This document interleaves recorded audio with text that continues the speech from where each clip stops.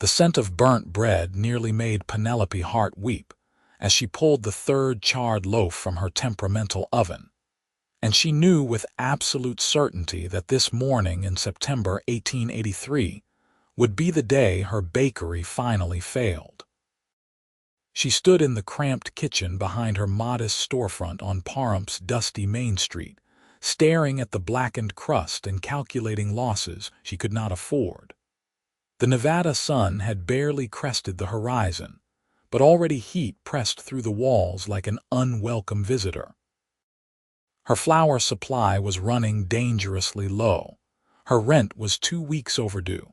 And now this, her third ruined batch in as many days because the oven's temperature gauge had broken completely. Penelope pressed her flour-dusted hands against her apron and forced herself to breathe. She was 23 years old, alone in a town that showed little mercy to struggling businesses and rapidly running out of options. Her father had died 8 months ago, leaving her this bakery and debts she was still discovering. The respectable thing would have been to marry, to let some man take over the burden, but Penelope had watched her mother fade into nothing under her father's well-meaning but suffocating care. She would rather fail on her own terms than succeed as someone's shadow.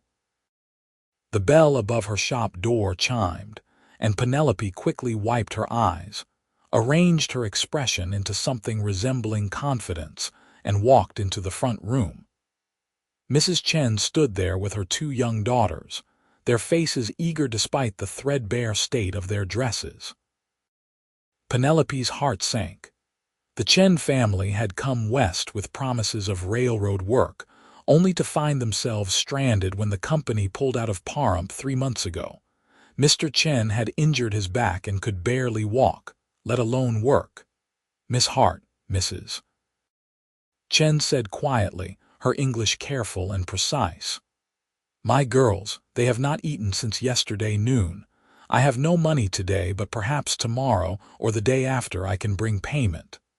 Penelope looked at the 2 little girls, perhaps 6 and 8 years old, their dark eyes hopeful and hungry. She thought of her dwindling supplies, her overdue rent, the certain knowledge that giving away bread would push her closer to ruin.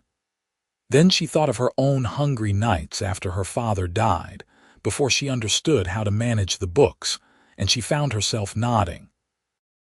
"Wait here," she said, and returned to the kitchen. She wrapped 2 of her better loaves, ones that had survived the morning's disaster, and added 4 rolls that were meant for the afternoon's customers. When she returned, Mrs. Chen's eyes had filled with tears. "I will repay you, Mrs. Chen whispered. "I know you will," Penelope said, though they both understood it was a kind lie. The morning continued in similar fashion.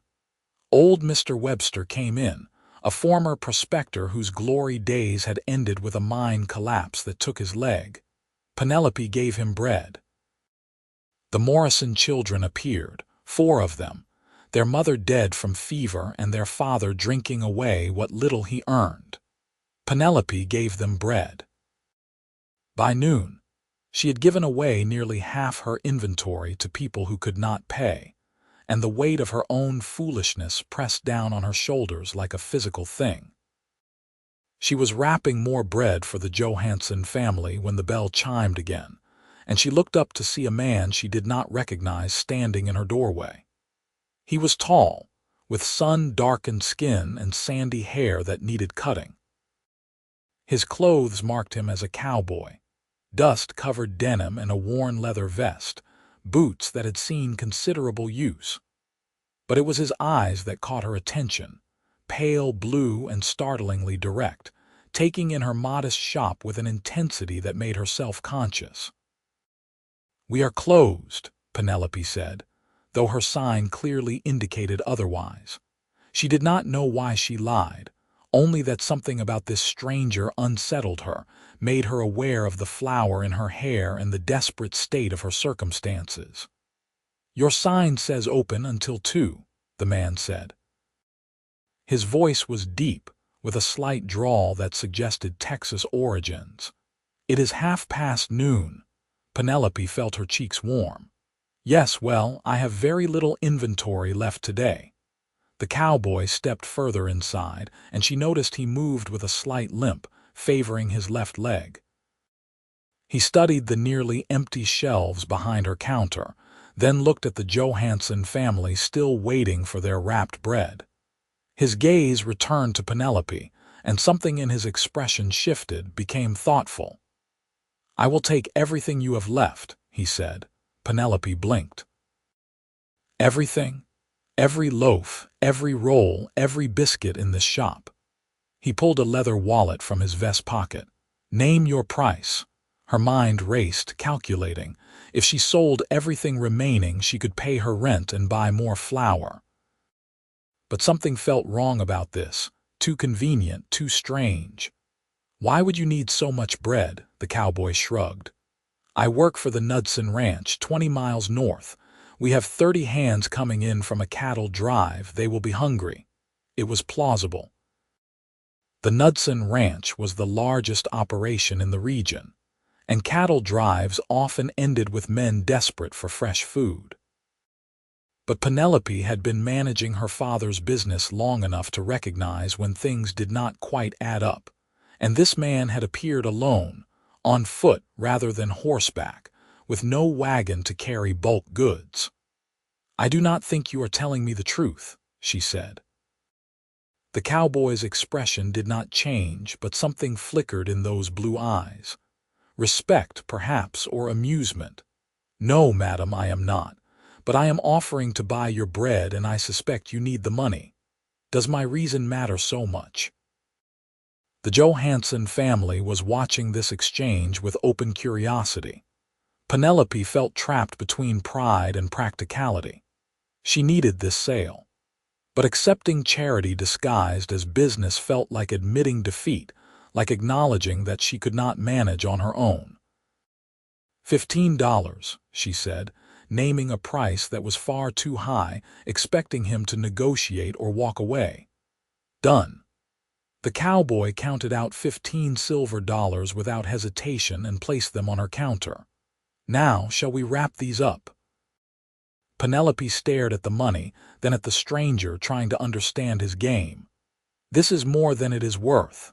"The price you named," he said simply. "Why are you doing this?" For the first time, the cowboy's stern expression softened slightly. "Because I have been hungry, and I have watched others give away what they could not afford to lose. Sometimes we all need someone to buy what we are giving away for free." The words hit her like cold water. He had been watching. He had seen her give bread to the Chen family, to Mr. Webster, to the Morrison children. Heat flooded her face, embarrassment and anger mixing together. "I do not need your charity." "It is not charity, it is business." He gestured to the bread. "You named a price, I paid it. Now I own this bread. What I do with my own property is my concern." Before Penelope could respond, the cowboy began gathering the wrapped loaves himself. He handed the package meant for the Johanssons directly to their father. "For your family," he said. Then he continued collecting bread, moving around her shop with calm efficiency.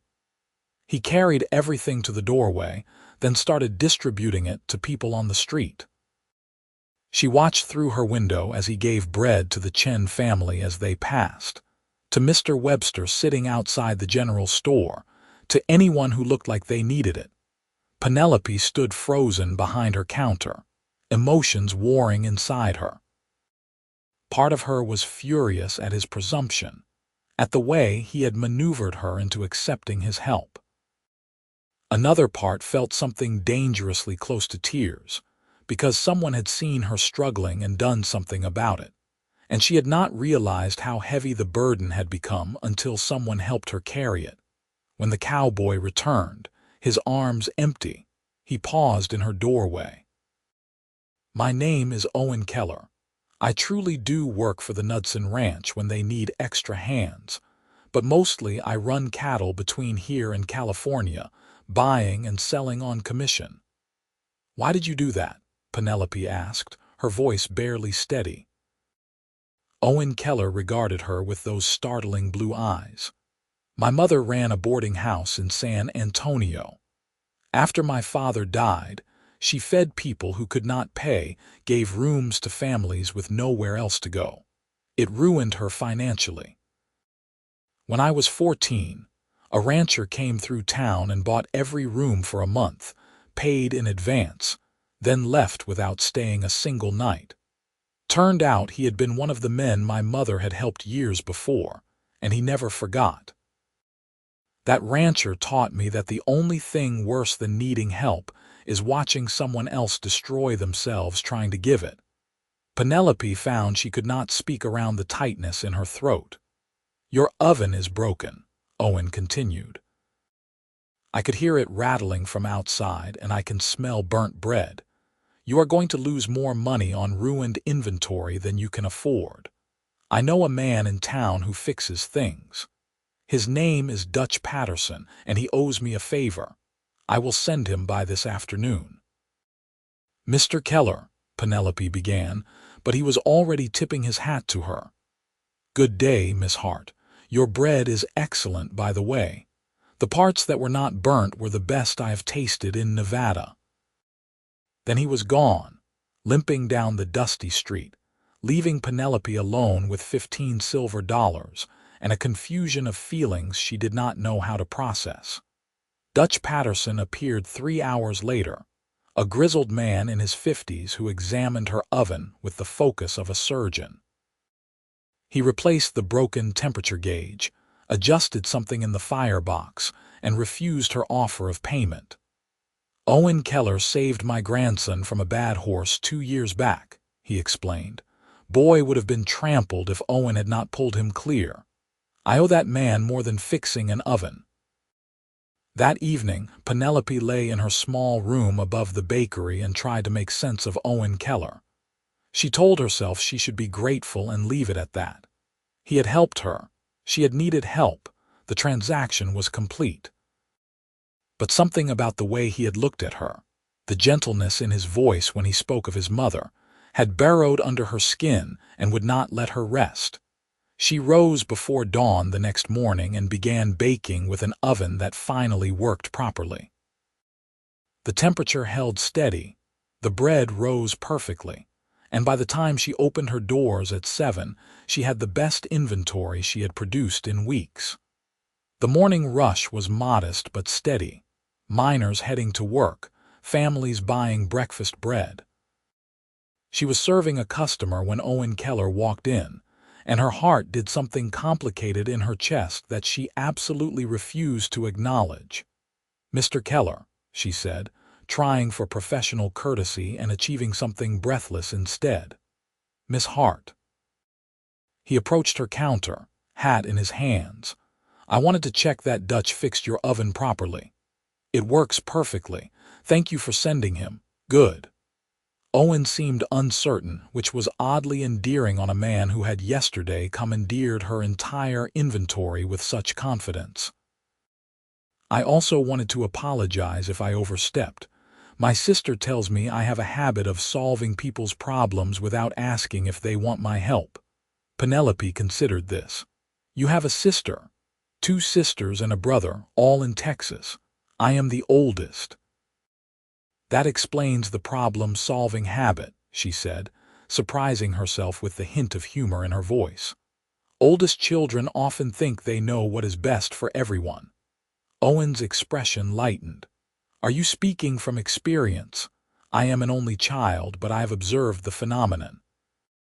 They smiled at each other, and Penelope felt warmth spread through her chest that had nothing to do with the oven behind her. Then a customer cleared his throat impatiently, and the moment broke. Owen stepped aside, letting her work, but he did not leave.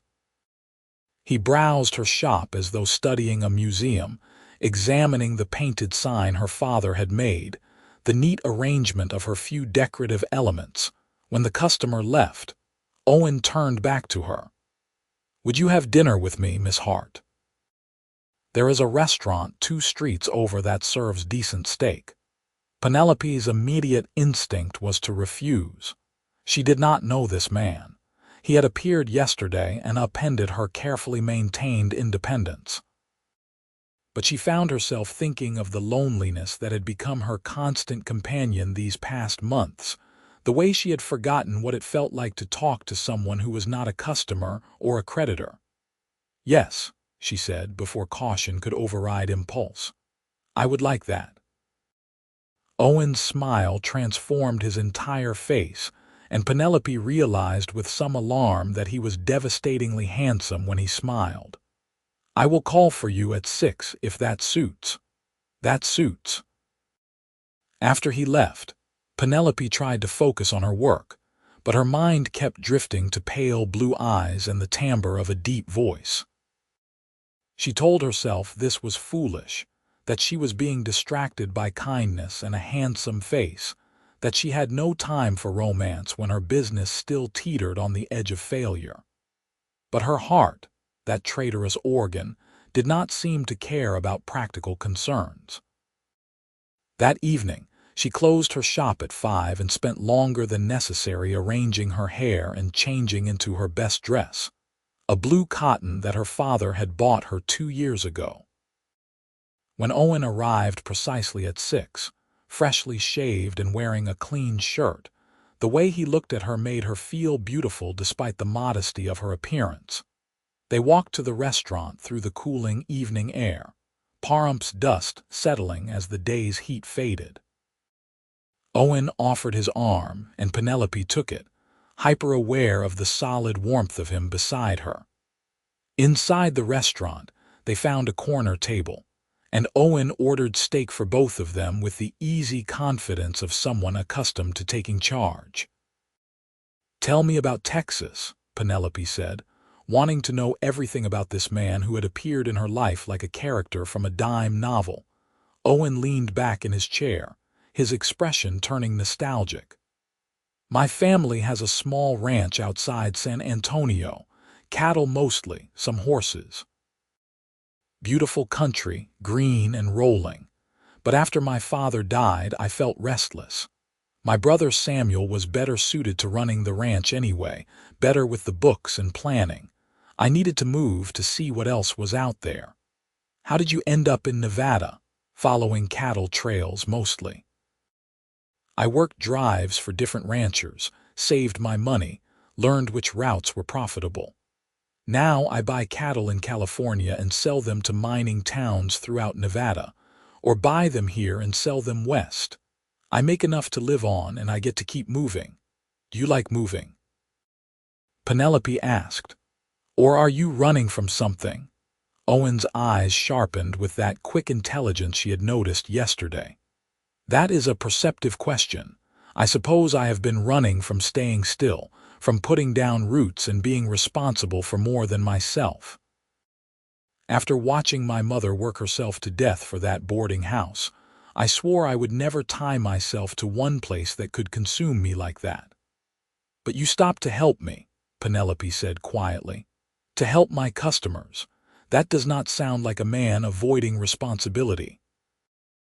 "No," Owen agreed, something complicated crossing his face. "I suppose it does not." Their food arrived and they ate in companionable silence for a while. Then Owen said, "Tell me about your bakery. Your father left it to you." Penelope nodded, swallowing the suddenly painful bite of steak. "He died last January. Hart gave out while he was carrying flour sacks. I found him in the back room when I came to help with the morning baking." She had not spoken these words aloud to anyone, had kept her grief locked tight inside. But something about Owen's steady presence made her want to share it. "He was a good man, but not a good businessman. I have been discovering debts he never told me about, bills he put off paying. Some weeks I am not sure we will make it to the next. But this bakery is all I have of him, and I am not ready to let it go." Owen reached across the table and covered her hand with his. The gesture was simple, but it sent electricity up her arm. "You will keep it. Your bread is excellent, and once word spreads about your repaired oven, business will improve. You have remarkable faith in me for someone you met yesterday." "I am a good judge of character," Owen said. "And I see someone who gives away what she cannot afford to lose because she cannot bear to watch others suffer. That kind of heart does not fail." Penelope felt tears prick her eyes and blinked them away fiercely. She was not accustomed to being seen so clearly, to having her struggles acknowledged rather than dismissed. "Thank you," she whispered. They talked until the restaurant began closing around them, discovering shared opinions on everything from literature to politics to the best way to make coffee. Owen had read widely despite his limited formal education, and Penelope found his perspectives refreshing after months of conversations limited to bread orders and weather commentary. When they finally left, the Nevada sky was brilliant with stars, and Pahrump Street lay quiet and peaceful under the moon. Owen walked her home slowly, and Penelope found herself wishing the distance was longer. At her door, he paused, his hand still holding her arm gently. "May I call on you again, Miss Hart?" "Yes," Penelope said. "I would like that very much, and please call me Penelope." "Penelope," Owen repeated, and her name in his drawling accent felt like something precious. "Then you must call me Owen." He lifted her hand and kissed her knuckles, a gesture that should have felt old-fashioned but instead felt intimate and perfect. Then he was gone, walking back down the street with that distinctive limp, and Penelope climbed the stairs to her room feeling lighter than she had in months. Owen became a fixture in her life over the following weeks. He appeared most mornings for coffee and bread, staying to talk while she worked. He helped her carry flour sacks, fixed a wobbly table, and charmed her customers with his quiet courtesy. Penelope learned that his limp came from a horse fall 3 years ago that had shattered his ankle, that he sent most of his earnings home to his family, that he had a dry sense of humor that caught her off guard and made her laugh in ways she had forgotten were possible. She also learned that she was falling in love with him, desperately and completely, in a way that terrified her because Owen Keller was not a man who stayed still. He made no secret of his wandering nature, spoke openly of his upcoming cattle drives and plans to move on eventually. Penelope tried to protect her heart, to enjoy his company without expecting permanence, but she was failing spectacularly. 1 month after Owen had bought her entire inventory, Penelope woke to find her rent money missing from the tin where she kept it hidden. Her back door had been forced open during the night, and the $30 she had carefully saved was gone. She stood in her kitchen, staring at the empty tin, and felt something break inside her. This was too much. She had been working so hard, managing so carefully, and now this setback would undo everything. She was still standing there, paralyzed by despair, when Owen arrived for his morning coffee. He took one look at her face and crossed to her in 3 quick strides. "What happened?" "Someone stole my rent money," Penelope said, her voice flat. "I cannot pay my landlord, I cannot buy supplies, I do not know what to do." Owen's jaw tightened, anger flashing across his features. Then his expression softened and he pulled her into his arms. Penelope stiffened at first, unused to being held, but the warmth and steadiness of him broke through her resistance. She buried her face in his chest and let herself cry great gasping sobs that she had been holding back for months. "We will figure this out," Owen murmured into her hair. "I promise you we will figure this out." When Penelope finally pulled away, embarrassed by her display, Owen kept his hands on her shoulders. "I have money saved. Let me loan you what you need." "No," Penelope said immediately. "You have already helped me too much. I cannot keep taking from you." "It is a loan, not charity. You will pay me back when you can." "Owen, no. You send your money home to your family." "My family is fine. Penelope, please, let me help you." They argued about it for 20 minutes, Penelope's pride warring with her desperation. Finally, Owen said quietly, If our situations were reversed, if I needed help and you could provide it, would you? Of course, Penelope said without hesitation. Then why will you not allow me the same courtesy? Penelope had no good answer for that. In the end, she accepted his loan, and they drew up a formal agreement with repayment terms that Owen insisted she set herself. He gave her $40, enough for rent and supplies, and refused to discuss it further. That afternoon, the sheriff stopped by her bakery. Sheriff Tom Dockery was a fair man, respected in Pahrump for his level-headed approach to law enforcement. "Miss Hart," he said, removing his hat, "Owen Keller mentioned you had a break-in last night." Penelope felt a surge of warmth that Owen had reported the crime without telling her, taking action without making her feel helpless. "Yes, Sheriff. They took my rent money. I will investigate, but I must be honest, these things are difficult to solve.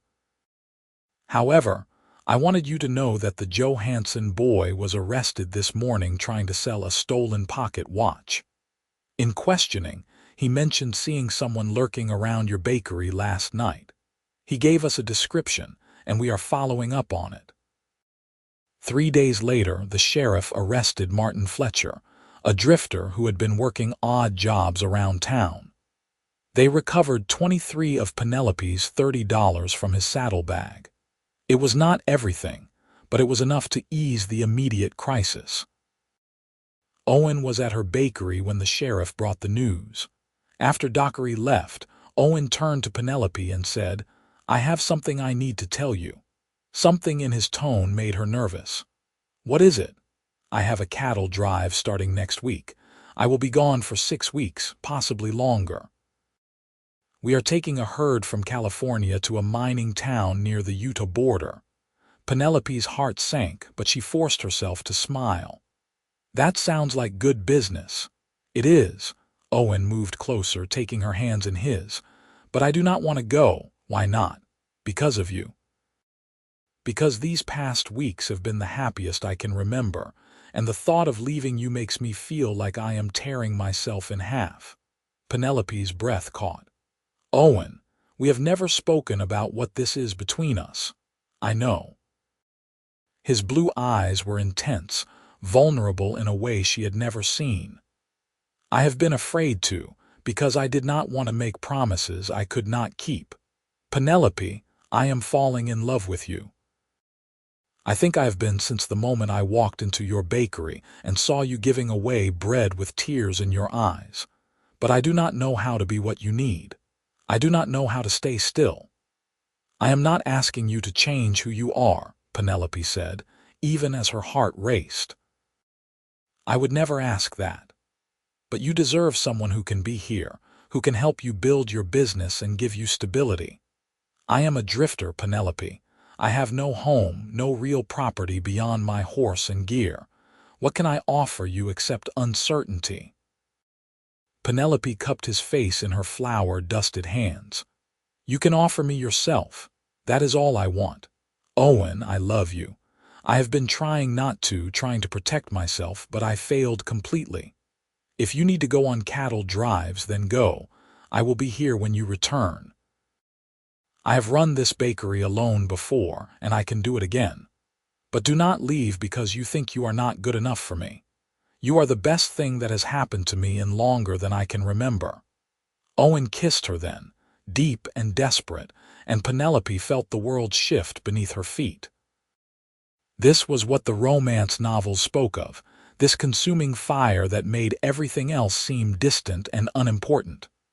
When they finally broke apart, both breathing hard, Owen rested his forehead against hers. "Marry me," he said. Penelope pulled back to look at him, certain she had misheard. "What, marry me? Before I leave on this drive, I know it is fast, I know we have only known each other a month, but Penelope, I have never been more certain of anything. You are what I have been running from, what I have been afraid to want. A home. A reason to stay. Marry me, and when I return from this drive, we will figure out how to build a life together. I will take shorter trips, stay closer to Pahrump. We will make it work. Owen, You do not have to sacrifice your freedom for me. It is not sacrifice if it is what I want. And I want this, more than I have ever wanted anything." His hands tightened on hers. "But I will understand if this is too fast, if you need time to think about it." Penelope thought about her lonely months, her fierce independence that had been both armor and prison. She thought about Owen's kindness, his understanding, the way he made her laugh and supported her dreams without trying to control them. She thought about the risk of tying herself to a man she had known only a month, and then she thought about the greater risk of letting him walk away because she was too afraid to take a chance on happiness. "Yes," she said. "Yes, I will marry you." They were married 3 days later in a simple ceremony at the town's small church. Owen's witness was Dutch Patterson, and Penelope asked Mrs. Chen to stand with her. The ceremony was brief, the words traditional, but when Owen slipped a simple gold band onto Penelope's finger, she felt the weight of it like a promise she intended to keep. They spent one night together as husband and wife before Owen had to leave for his cattle drive. In Penelope's small room above the bakery, he made love to her with a tenderness that brought tears to her eyes. Afterward, lying wrapped in his arms, Penelope traced the scar on his shoulder from some long-ago accident and tried to memorize every detail of this moment. 6 weeks, Owen murmured into her hair. "Maybe 8 at most, and then I will come home to you." "Be safe," Penelope whispered. "Come back to me." "Always," he promised. The next morning, she stood in her bakery doorway and watched him ride away on his sturdy bay gelding, his gear packed efficiently behind his saddle. He turned once to wave, and Penelope waved back, her wedding ring catching the morning light. Then he was gone, disappeared into the desert landscape, and she was alone again. The first week was the hardest. Penelope threw herself into work, expanding her inventory and experimenting with new recipes. She repaid part of Owen's loan from her earnings, carefully recording each payment in a ledger she planned to show him when he returned.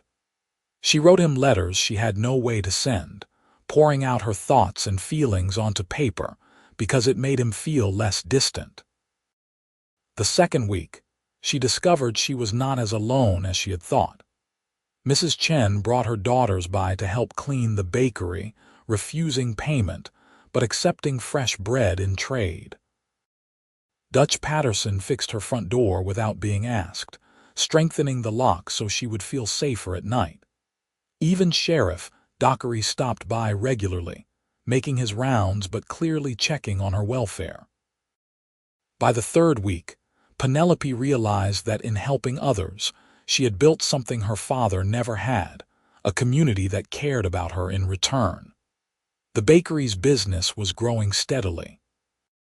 She had regular customers now, people who came specifically for her bread because word had spread about its quality. She began to believe that she might actually succeed, that the bakery her father had left her might become something sustainable and valuable. The fourth week brought a complication. Penelope woke feeling nauseous, barely making it to her wash basin before being violently sick. At first, she blamed it on something she ate, but when it happened 3 mornings in a row, realization dawned.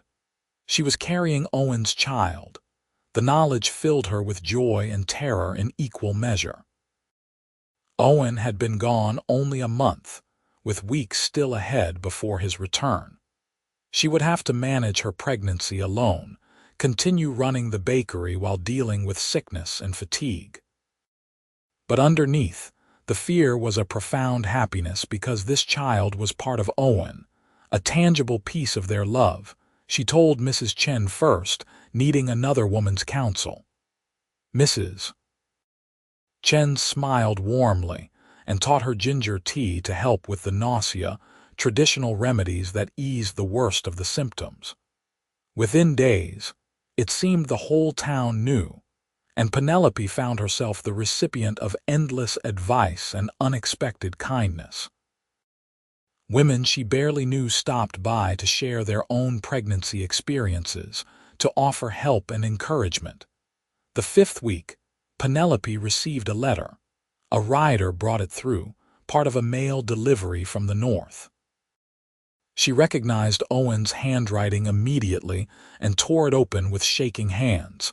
"My dearest Penelope," he had written, "we are 3 weeks into the drive, and everything is going well. The cattle are healthy, the weather has held, and we should make good time. But I must tell you that every day feels like a week because I am away from you. I wake thinking of you, spend my days remembering your laugh, your smile, the way you look at me like I am something precious. I do not think I understood what loneliness was until I married you and then had to leave. I am counting the days until I can come home and hold you again. Know that you are loved, Penelope. Know that I am yours completely. Your devoted husband, Owen." Penelope read the letter 3 times, then carefully folded it and placed it in the small box where she kept her few treasures. That night, she wrote him back, though she had no way to send it. She told him about the pregnancy, about her hopes and fears, about the way the bakery was thriving. She poured her heart onto the page, imagining his joy when she could finally tell him in person. The 6th week passed in a blur of work and anticipation. Penelope's sickness began to ease, and she felt energy returning. She baked with renewed passion, developing new recipes and improving her techniques. The bakery's profits continued to climb, and she was able to repay more of Owen's loan. She began imagining their future together, the life they would build, the child they would raise.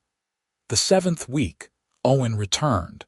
Penelope was kneading dough in her kitchen, flour up to her elbows, when she heard the bell above her door. Something made her heart leap even before she walked into the front room. And there he was, dusty and trail-worn and more handsome than she remembered, his blue eyes finding her immediately across the space. "Owen," she breathed, and then she was running, flour and dough forgotten, throwing herself into his arms. He caught her and held her tight, his face buried in her hair, and Penelope felt pieces of herself that had been scattered over the past weeks suddenly settle back into place. "You are home," she said, tears streaming down her face. "You are really home." "I am home," Owen agreed, pulling back to look at her.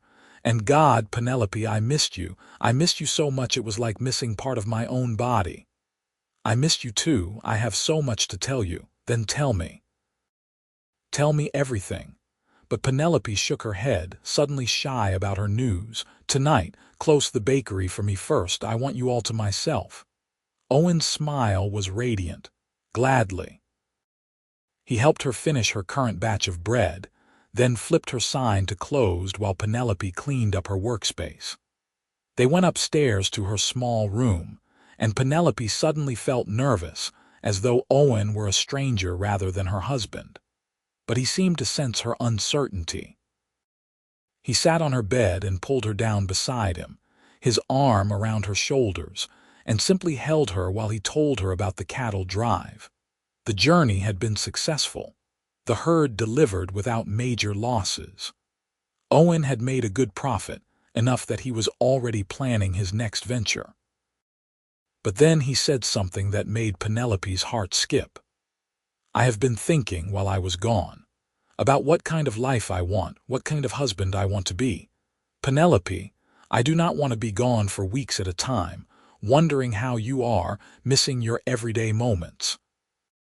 I want to be here with you, building something together." "But your cattle business," Penelope said. "Your need to move." "I can run cattle locally, buying from ranches here and selling to the mines. Shorter trips, a few days instead of weeks. I have some money saved from this last drive, enough to invest properly." He turned to face her fully, his expression serious. "I want to help you expand your bakery. Buy better equipment, maybe hire some help so you are not working every single day. We could make this a real business, Penelope." something sustainable that supports us both. Penelope felt overwhelmed by the magnitude of what he was offering. You would do that. Give up your long drives. It is not giving up if I am gaining something better. Besides, Owen said, a hint of his dry humor returning, I have a feeling I will want to stay close to home in the coming months. Why is that? Because my wife will need me, especially when she starts showing her pregnancy more obviously and needs help with the heavy work. Penelope froze, her mind going blank with shock. How did you know? Owen's smile was tender. Penelope, you just turned green when I mentioned pregnancy. Also, Mrs. Chen's eldest daughter told me when I rode past their house.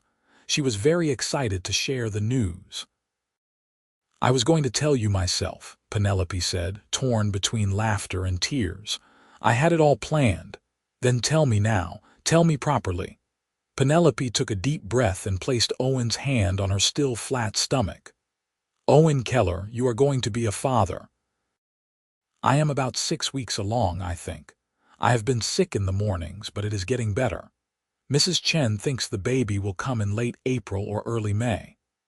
Owen's eyes had filled with tears, and he stared at her with such overwhelming love that Penelope felt her own tears spill over. A baby, he whispered. We are going to have a baby. Are you happy? Happy does not begin to cover what I am feeling right now. Owen kissed her soft and reverent, then pulled her into his arms. Thank you. Thank you for this gift, for agreeing to marry me, for giving me a reason to become the man I always wanted to be. They held each other as the afternoon light faded, making plans and dreaming of the future.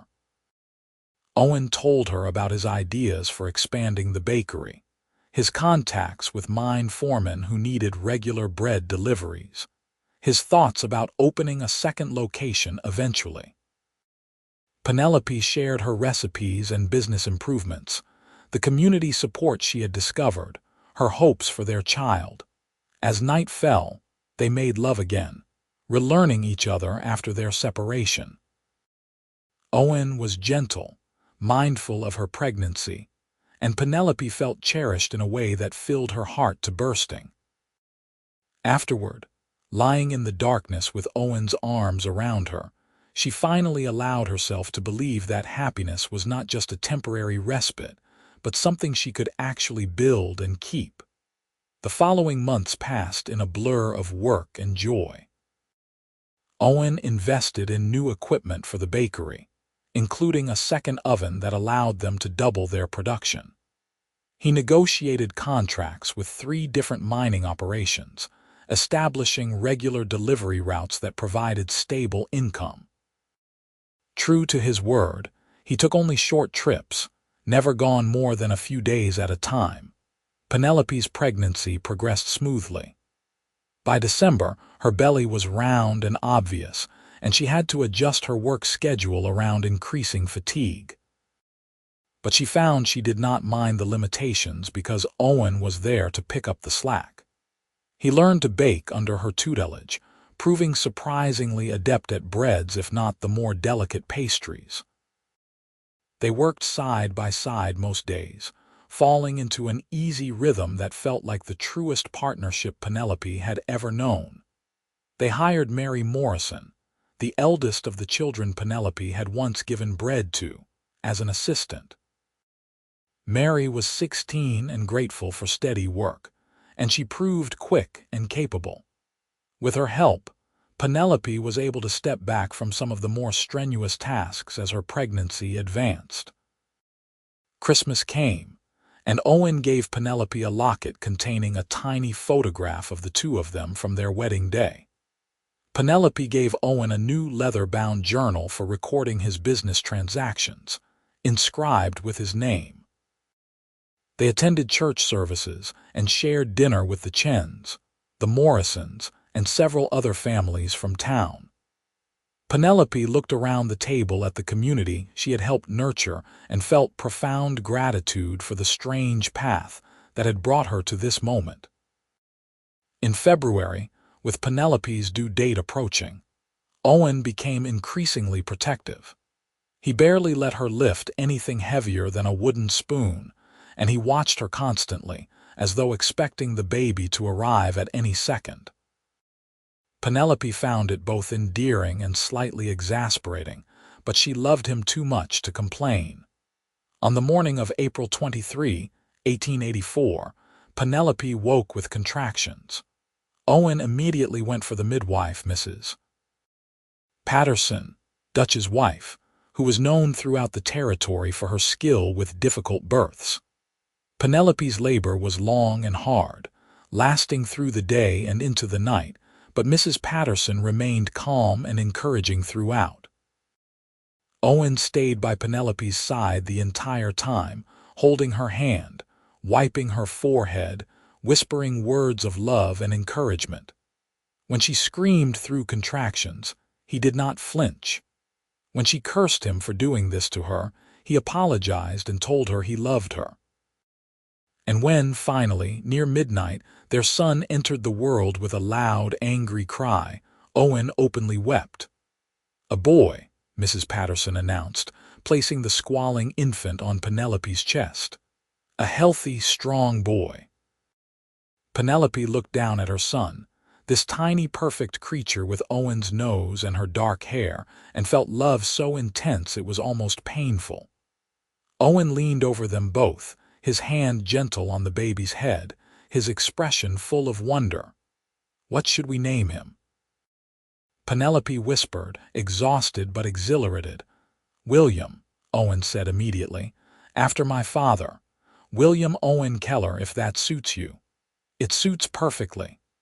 Little William proved to be a demanding baby, crying often and sleeping little those first weeks. But Penelope and Owen navigated new parenthood together, taking turns walking the floor at night, learning to function on broken sleep. Mary took over more responsibilities at the bakery, and Owen cut his trips back even further, unwilling to be away from his family. By summer, William had settled into a more predictable routine, and life achieved a new kind of normal. The bakery continued to thrive, its reputation spreading throughout the region. Owen's cattle business had grown as well, providing them with financial security Penelope had never dreamed possible. On their first wedding anniversary in August, Owen took Penelope and William on a picnic to a spot outside town where desert wildflowers bloomed in improbable profusion. They spread a blanket under a scraggly mesquite tree, and Penelope nursed William while Owen unpacked the food they had brought. "Do you ever regret it?" Penelope asked suddenly. "Giving up your wandering, settling down with me?" Owen looked at her as though she had asked if he regretted breathing. "Not for one single second. Penelope, you and William are everything I never knew I needed. Before you, I was running from something I did not understand. Now I realize I was running from myself, from the fear of wanting too much and losing it. But loving you, being your husband, being William's father, this is the greatest adventure I could have asked for." "I love you," Penelope said, tears prickling her eyes as they so often did these days. "I love you so much it sometimes scares me." "Then we will be scared together," Owen said, leaning over to kiss her. "For the rest of our lives." The years passed with the kind of gentle contentment that Penelope had once believed existed only in stories. They expanded the bakery again, opening a second location in a neighboring town that Mary managed. Owen's cattle business flourished, and he developed a reputation as a fair dealer who kept his word. William grew into a bright, energetic toddler who delighted in helping his mother measure flour and following his father around like a devoted shadow. In 1886, Penelope gave birth to their second child, a daughter they named Clara. Unlike her brother, Clara was a peaceful baby who seemed content to observe the world with solemn brown eyes. William was initially skeptical of this new addition, but quickly became fiercely protective of his little sister. By 1888, The Keller family was an established fixture in Pahrump. Their bakery employed 6 people and supplied bread to mining operations throughout the region. Owen had purchased a small ranch property just outside town where he raised cattle and bred horses. They had built a proper house on the property, large enough for their growing family, with a kitchen Penelope had designed herself. Penelope stood in that kitchen one September morning, almost exactly 5 years after Owen had first walked into her bakery, and marveled at how much had changed. Through the window, she could see Owen teaching William to ride, their 4-year-old son shrieking with delight on top of a gentle mare. Clara played at her feet, stacking wooden blocks with intense concentration. Another child grew in Penelope's belly, just beginning to show, a surprise blessing they had not planned but welcomed joyfully. The sound of hoofbeats drew her attention, and she recognized Mrs. Chen approaching with her daughters, now young women who helped at the bakery. Mrs. Chen had become one of Penelope's closest friends, a relationship born from that desperate morning when Penelope had given bread she could not afford to lose. "Penelope," Mrs. Chen called, dismounting with practiced ease. "I brought those herbs you requested." They spent the afternoon together, preparing medicines and talking about everything and nothing. Mrs. Chen's husband had recovered enough to work again, managing the small farm they had purchased with earnings from the girls' bakery wages. The Chen family's success was one of many stories Penelope treasured, evidence that her father's foolish generosity had not been so foolish after all. That evening, after the children were in bed, Penelope and Owen sat on their porch watching the sun set over the Nevada desert. The sky burned orange and red, painting the landscape in shades of fire. Owen's arm was around Penelope's shoulders, and she leaned into his warmth with the ease of long familiarity. "You remember the day we met?" Penelope asked. "Every detail," Owen said. "You were standing behind your counter looking like the world was ending, flower in your hair, trying not to cry. I walked in planning to buy some bread for my horse, and instead I found my future." "Your horse?" "I was going to give him a treat. He likes bread." Penelope laughed, the sound carrying across their property. "You never told me that. All this time I thought you made up that excuse about the ranch hands." "I did make it up, but the part about my horse liking bread was true. You are ridiculous. You married me anyway." "Best decision I ever made," Penelope said, turning to kiss him. They sat in comfortable silence, watching the stars emerge one by one. Penelope thought about that desperate morning when she had given away bread she could not afford to lose, never imagining that a cowboy would walk through her door and change everything. She thought about the kindness that had saved her, the love that had transformed her, the family she had built from the ashes of loss and struggle. "Thank you," she said softly. "For what?" "For buying everything and giving it back. For seeing what I needed and providing it without making me feel small. For loving me enough to stay when staying was the hardest thing you could do." Owen tightened his arm around her. "Penelope, staying with you is the easiest thing I have ever done. It is leaving, even for a day, that is hard. You are my home. You and our children, this life we have built, this is where I belong." In the distance, a coyote called and another answered. The desert night settled around them, vast and ancient and beautiful. Penelope placed her hand on her growing belly and felt the flutter of new life, a reminder that their story continued, that love built on sacrifice and returned kindness could grow into something lasting and strong. Years later, when Penelope was old and her children had children of their own, she would tell them about the morning she almost lost everything. She would describe the desperate choice to give away what she could not afford to lose, and the cowboy who walked in and bought it all, then gave it back to those who needed it. She would tell them about falling in love in a Nevada desert town, about building a life from kindness and determination and stubborn hope.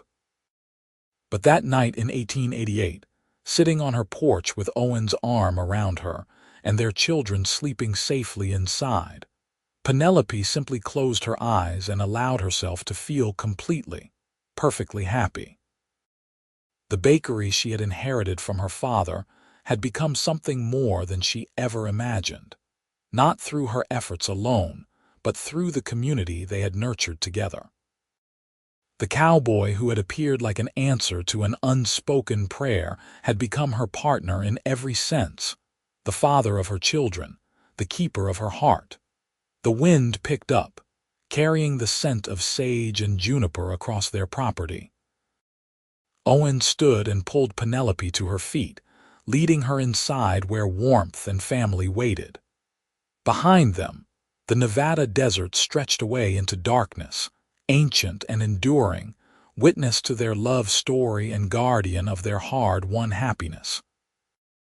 In that small town of Pahrump, in a bakery that still bore her father's painted sign, Penelope Hart Keller had learned that sometimes the things we give away come back to us transformed, that generosity can be met with generosity, that love appears in unexpected forms at exactly the right moment.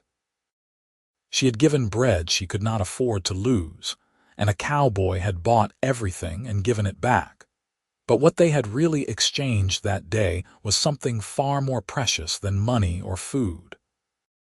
They had given each other hope, and from that hope had grown a love that would last all their days, a family that would carry their story forward, a legacy built not on wealth or status but on the simple, radical choice to care for each other and their community, even when it cost them everything.